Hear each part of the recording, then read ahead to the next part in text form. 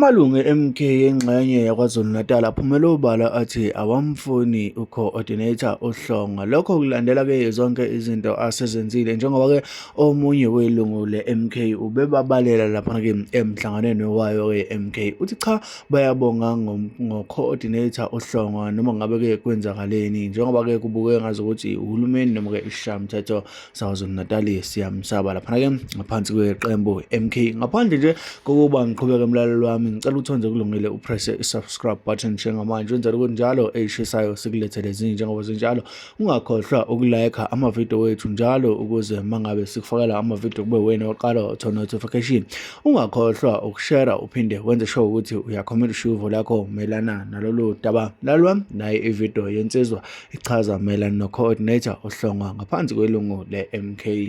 Until today elwa South Coast ze comrade elilodwa nje esigcine sesithi province yalesaba kukhona okunye elikwenzayo kwi-leadership ye-province, ngoba comrade asikwazi ukuthi si-engage no comrade onqamalala uThobani ngenkinga ka comrade uHlongwa, sidlule siye kunqamalala in person, sibeke indaba nangu comrade edivisive futhi umkhonto wesizwe neoffice elakhe akekho futhi umuntu oyomtshela.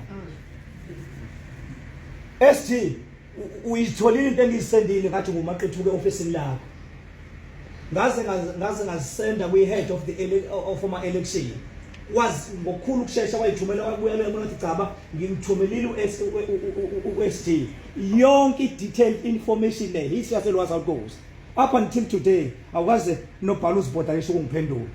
Ucomrade ukwazi imbanjwa wathi efike na 2 weeks ngamthumelela the very same information kade ngimtshela manje lana akekho nana yedwa actually kwi leadership yonke mhlawumbe kuzoba ncoba nifikile because sizimisela ngokuthi masiphuma ngalwa mnyango sizophuma sesine solution because liyayidinga investigation.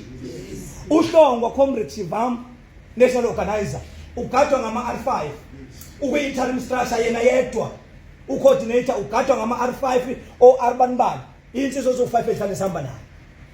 uHlongwa njalo lo sikushilo lokunqamalala uyakwazi makomrade, asazi usababane seku-interim structure, asazi uzosilida kanjani eparty izikhali ngalendlela. Ufikile ucomrade Thobani elwa South Coast wambiza wathi akafuni nje beshilo namhlanje. Insuku zasawu2 sahamba sawuqhinqa eofisini ngoba ioffice lakhe likhokelwe imali yakhe, sihamba nabo ucomrade Thobani bambiza for the second day wanqaba uHlongwa. Now you could actually smell comrade Shivambu ukuthi le comrade esikhuluma ngalo linjani, lithi ke ngelize likhishwe umuntu kumkhonto wesizwe ngoba li connected. Ngifuna ukuthi ke ngale sikamdala elowa South Coast si discourage ke ngale ndlela engaphezulu kwamandla, kodwa sibambe ngomoya wothando towards umhla ka29 ukaMay ngoba samxosha ngo15 February uHlongwa, samrelease sathi comrade uyabona nje kumhla ka3 and 4 kaFebruary awuzange uzube nama programs azosithatha assistantweni yokurate ye-voter registration, so therefore asikwazi ukubekezela ublank ngale ndlela usilide towards umhla ka29. wavula amaphiko bayazi ucomrade Thobani bangakutshela akasasayendawo ukuze uzobe namhlanje fanele senze njani. Kunama comrade la esifazana asemuzwa abantu athe uyochitheka igazi kuwo ngeviki edlule. We wrote to you nobhala ngalo statement. Kune comrade asekwa25 lasekwa26 ePenabod afika nebhama emzini wakhe. Kuno comrade usomthula uhlezi la owamxavula imphutsi mic ethi angikwazi ukuba nemhlangano ungangimizanga ngu-coordinator niyoze ningizwe umuntu ngu-coordinator.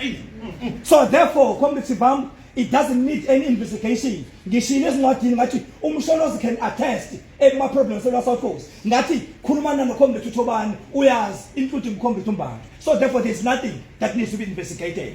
uHlongwa as from today regardless of what asimdinge lo South Coast.